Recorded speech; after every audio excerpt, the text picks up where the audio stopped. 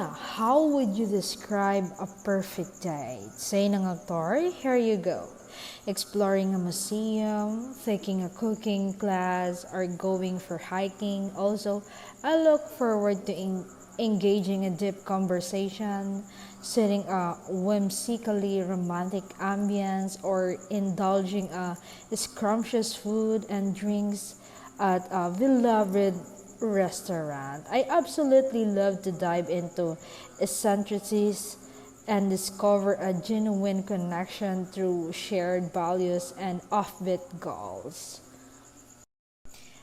Dagdag pa ng aktor, lahat yan nagawa na namin ni Belle, pero kahit ano okay lang sa akin basta't siya ang kasama ko.